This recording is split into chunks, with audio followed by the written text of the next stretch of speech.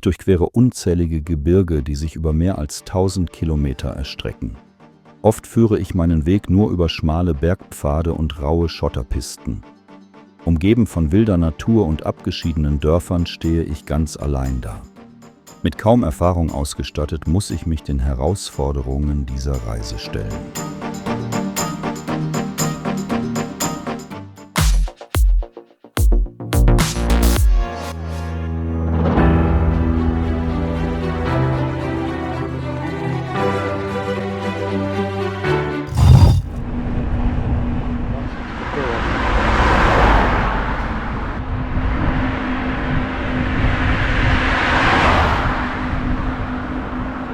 Am nächsten Morgen um 8 Uhr herrschte leichter Nebel und eine angenehme Frische.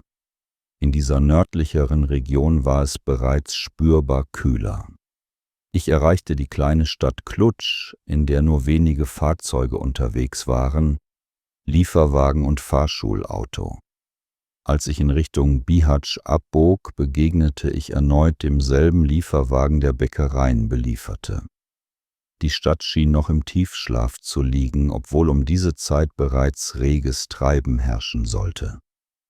Ich nutzte die Gelegenheit, um Wasser und einen Snack zu kaufen. Die Hauptstraße nach Bihać ließ ich hinter mir und bog auf eine Nebenstraße ab, da ich in eine andere Richtung musste. Von einer so verschlafenen Stadt, in der selbst die Hunde noch träge und schlafend sind, ist keine Gefahr zu erwarten.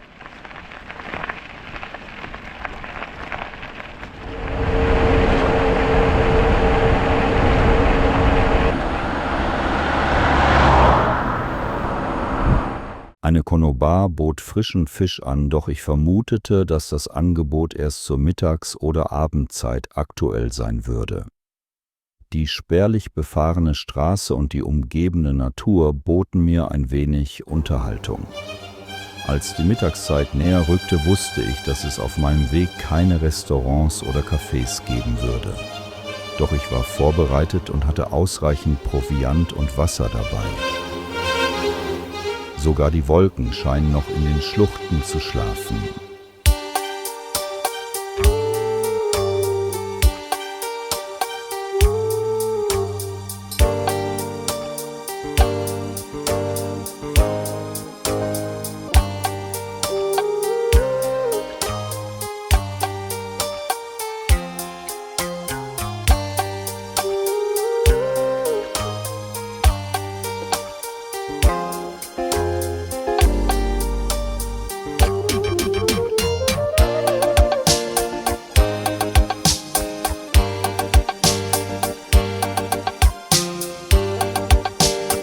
Ich habe noch nie erlebt, dass sich Tiere so intensiv für mich interessieren.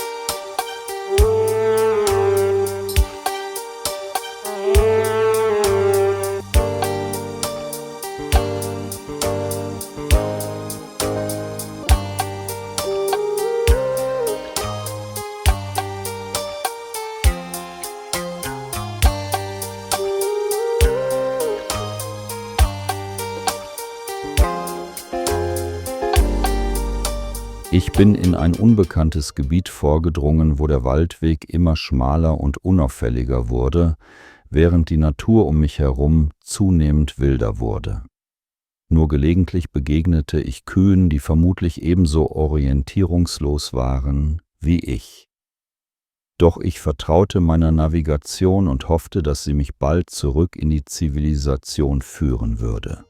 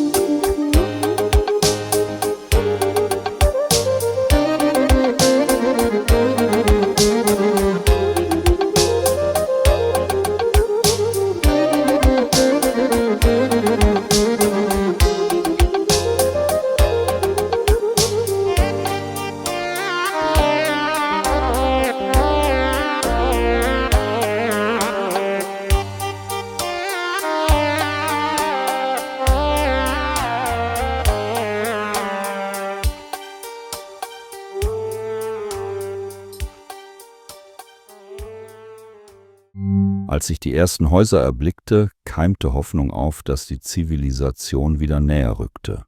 Doch es handelte sich lediglich um vereinzelte Gebäude. In solch abgelegenen Gebieten, so dachte ich, würde es für den Rettungsdienst sicherlich schwierig sein, einen Hilfesuchenden schnell zu erreichen. Die wilden Waldwege neigen sich dem Ende zu und ich erblicke bereits die sanften Konturen kleiner Berge und einen Hauch von Zivilisation. Im Wald hatte ich einen kurzen Vorgeschmack auf den Herbst erlebt, doch nun ändert sich die Szenerie rasch und der Sommer scheint zurückzukehren. Bald werde ich wieder auf asphaltierten Straßen unterwegs sein. Doch bis dahin liegt noch ein gutes Stück Weg vor mir.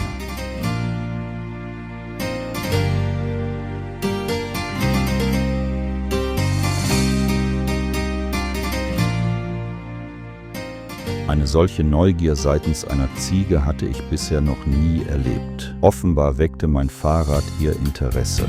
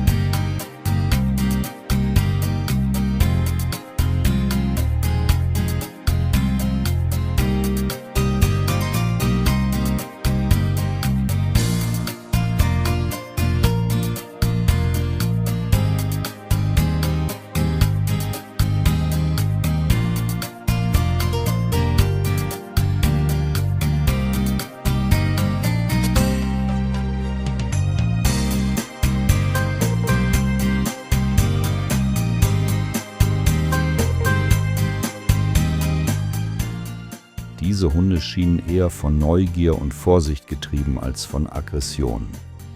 Sie vergaßen sogar ihre eigentliche Aufgabe, das Revier zu bewachen und zumindest ein paar Warnlaute von sich zu geben.